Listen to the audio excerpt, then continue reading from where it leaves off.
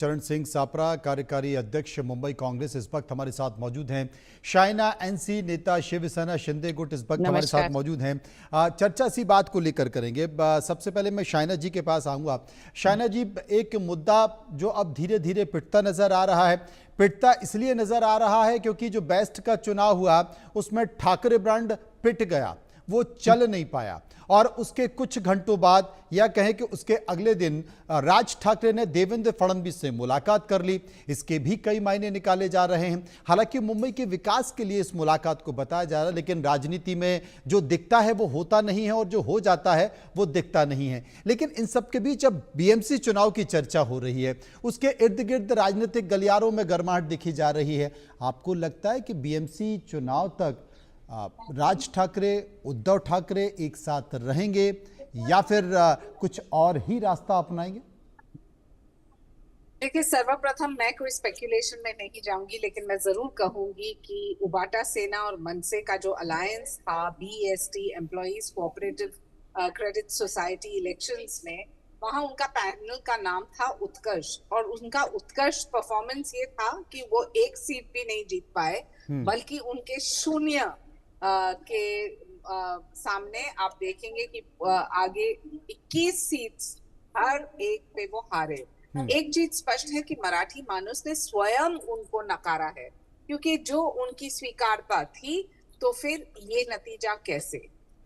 ये लॉस से दो चीज साबित होता है कि भविष्य में जो बीएमसी इलेक्शंस है वहां ये जीरो, ये ब्रांड जीरो और ये परफॉर्मेंस जीरो सब दिखाई देता है। अभी दो भाई साथ में आए, नहीं आए, ये अलायंस ऑफ कन्वीनियंस है, क्योंकि हमारे नेता एकनाथ जी शिंदे बिल्कुल मराठी मानुस के लिए ना सिर्फ खड़े हैं, उनके लिए काम करते हैं। हाल ही में आपने देखा होगा कि जो बारिश आया था मुंबई में, 45 घंटे वो लगातार बीएमसी के कंट्रोल रूम में, वॉर रूम जो मंत्रालय में है, लोगों का फोन जवाब देना, ये होती है सक्रिय राजनीति। और जो लोग सोचते हैं कि वो सिर्फ अपने घर पे बैठ के राजनीति कर सकते हैं, ये संभव है ही नहीं।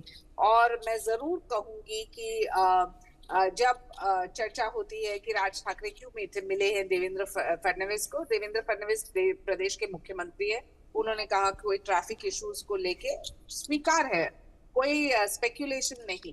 लेकिन ये समझना भी जरूरी है कि महायुति की सरकार, देवेंद्र फडणवीस, एकनाथ शिंदे और अजीत पवार एकजुट बैठे हैं और एक ही लक्ष्य है, वो है महाराष्ट्र के लिए हम काम करें, महाराष्ट्र के लिए हम देखें कि कैसे जनता को फायदा हो। और पॉलिटिक्स ऑफ परफॉर्मेंस, जो लोग हिंदू हृदय सम्राट आदरणीय बाला साहेब ठाकरे जी की विचारधारा को भूल के कांग्रेस एनसीपी के साथ गए, और अभी कांग्रेस के इंडी अलायंस को भी पता नहीं कि उबाटा सेना उनके साथ है या नहीं, वो अपनी रणनीति कर सकते हैं। लेकिन जहां तक हमारा सवाल है, शिवसेना, एकनाथ जी शिंदे स्वयं पब्लिक के लिए, पब्लिक के बीच में और पब्लिक के हित में हमेशा काम करते रहेंगे। चरण सिंह जी, आप क्या मानते हैं? सवाल आपसे भी वही है। देखिए, जहां तक आप ये बीएसटी के चुनाव की बात करते हैं, मैं आपको बताना चाहूंगा और आपके दर्शकों को कि ये कोई ऐसे बहुत बड़ा चुनाव नहीं है। ये एक क्रेडिट सोसाइटी है जिसके 15,000 सदस्य हैं। 15,000 सदस्यों वाली एक क्रेडिट सोसाइटी के चुनाव होते हैं। उसमें अगर जो भी पक्ष जीतता है, क्योंकि हम तो उसमें है नहीं, हमें किसी का साइड लेने की जरूरत नहीं है। ना मैं उद्धव ठाकरे जी का प्रवक्ता हूं, ना मैं राज ठाकरे जी का प्रवक्ता हूं, लेकिन बताना ये चाहता हूं कि ये बहुत छोटी सी चीज है। क्रेडिट सोसाइटी, 15,000 सदस्य, और भारतीय जनता पार्टी और महायुति की एक टेंडेंसी होती है कि वो छोटा चुनाव भी जीते तो वो इस तरह से बताते हैं कि जैसे विधानसभा या कहीं पर बहुत बड़ा कोई पार्लियामेंट का चुनाव वो जीत चुके हैं। ऐसी बात नहीं है। सवाल जहां पर मुंबई शहर का आता है, मैं आपको बता दूं, ये महायुति की सरकार जो है ये पूरी तरह से फेल हो गई है। अभी 4 दिन पहले जो यहाँ पर बारिश हुई है, पूरी मुंबई थम गई थी, पूरी मुंबई रुक गई थी। मुंबई की लाइफलाइन जो लोकल ट्रेन है वो सबसे पहले रुकी। सेंट्रल रेलवे हो, वेस्टर्न रेलवे हो, हार्बर लाइन हो, सभी रुक गए थे। सारी बसें, सारी चीजें रुक गई थी। और जो अभी आदरणीय शाइना जी बता रही थी कि उप मुख्यमंत्री इतने घंटे वहां पर वॉर रूम में थे वगैरह वगैरह। यही उप मुख्यमंत्री ने तो जब मुख्यमंत्री थे इन्होंने एडमिनिस्ट्रेटर बिठाया था, 3 साल से 3.5 साल से एडमिनिस्ट्रेटर है। और कितना फंड इन्होंने स्टॉर्म वाटर ड्रेन के लिए लिया पता है? 15,000 से 17,000 करोड़ रुपया, 17,000 करोड़ रुपया स्ट्रॉम वाटर ड्रेन, ताकि मुंबई के अंदर पानी न जमा हो।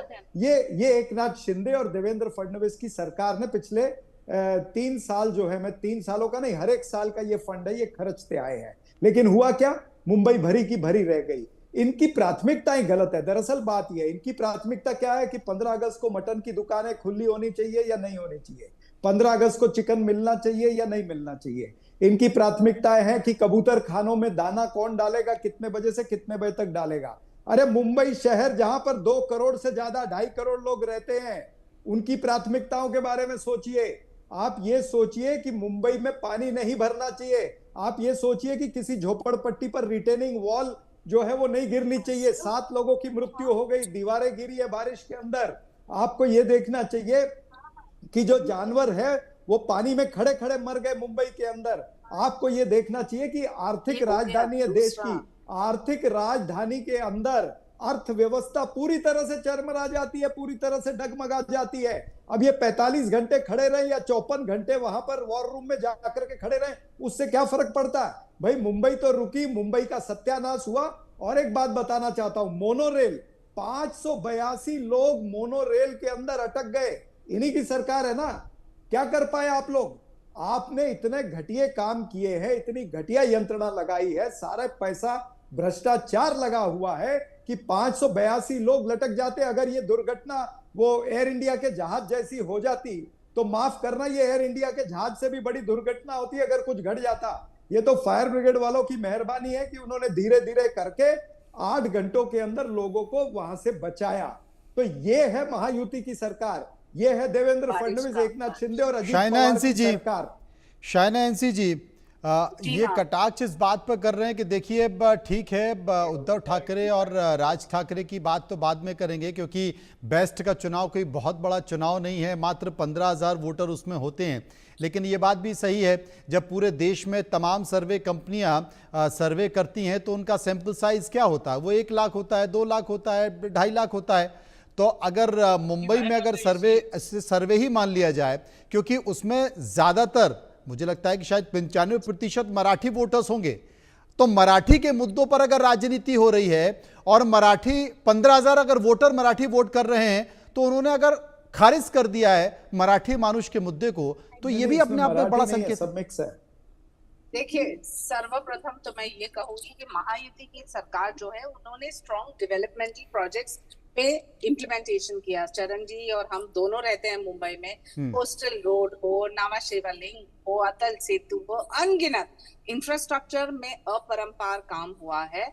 इसके साथ वेलफेयर स्कीम्स, जहां लाड़की बहन योजना हो, पेंशन स्कीम्स हो, अप्रेंटिसशिप स्कीम्स हो, इंफ्रास्ट्रक्चर इंप्रूवमेंट के साथ साथ उद्धव ठाकरे जी की जो करप्शन के एलिगेशंस थे वो सिद्ध भी हो चुके हैं। क्योंकि आप शायद भूल चुके हैं कि 2019 से 2022 की सरकार में कितने सारे मंत्री थे, कितने सारे उनके करप्शन के एलिगेशंस, जिसमें कोविड सेंटर मैनेजमेंट का स्कैम है, पतराचौल रीडेवलपमेंट का स्कैम, मिठी रिवर का डीसिल्टिंग का स्कैम, जिसके बारे में चरण जी बोल रहे हैं हम अभी भुगत रहे हैं इस बारिश में, और एक्सटॉर्शन चार्जेस भी के सामने। अभी सवाल ये उठता है कि जो 590 ऐसे पंप्स है, आप देखिए कि मुंबई में जो बारिश हुआ था इस बार इतना था कि संभव के बाहर कोई अन्य प्रदेश में, मैं वो दिन दिल्ली में थी, दिल्ली में बारिश था, दिल्ली में पूरी शहर ही, आप दिल्ली में रहते हैं, आपको पता है कि कैसे स्टैंड स्टिल पे आता है। इसके बावजूद मुंबई के बीएमसी एजेंसीज, फायर ब्रिगेड सभी ने काम किया। मैं नहीं बोल रही हूँ कि खामियां नहीं है, क्योंकि इतने बड़े शहर में जहाँ इतनी आबादी है, जहाँ इतने सारे कॉम्प्लेक्स इश्यूज हैं, वहां हम काम कर रहे हैं, लेकिन सच्चाई के साथ। नहीं तो आप मुझे बताइए, जो कंक्रीट रोड्स उबाटा सेना ने हमेशा रोका है, वहां हमारी महायुति की सरकार ने देखा है कि पॉटहोल फ्री मुंबई हो, इंफ्रास्ट्रक्चर एट प्राइम, जहां विदेश से भी लोग आज देख रहे हैं मुंबई को एक इंटरनेशनल सिटी से। मैं कोई स्पर्धा में नहीं मैं हूं उत्तर कि दे दूं? किसने ज्यादा किया किसने कम, लेकिन मैं जरूर कहूंगी एक मुंबईकर के नाते जो लोग बोलते हैं कि वो मराठी मानुस के लिए है, वो मराठी मानुस को घर दिए है क्या? बीडीडी चौल का प्रोजेक्ट किसने खत्म किया है? हमने किया है। भाड़ा के इतने सारे घर जो मराठी मानुस को मिला है, जो मराठी मानुस मुंबई के बाहर जाते थे, ये कॉज एकनाथ जी शिंदे ने चैंपियन किया। जी। तो हमारे नेता ने जो काम किया है, हमें किसी की सर्टिफिकेट की आवश्यकता नहीं है। और चरण सिंह जी जो हमारे मित्र हैं, उनको सिर्फ एक पूछना चाहती हूँ, क्या वो उबाटा सेना और मनसे के साथ है अलायंस में या नहीं है? क्या है परिस्थिति वो जाने। हमें सिर्फ यहाँ काम करना है जनता के लिए और हम मैं उत्तर दे इसी दूं? दिशा में काम करते जाएंगे। दे दीजिए चापड़ा साहब। अभी तो देखिए खैर शाइना जी ये को यही मुझे नहीं पता कि आप उबाटा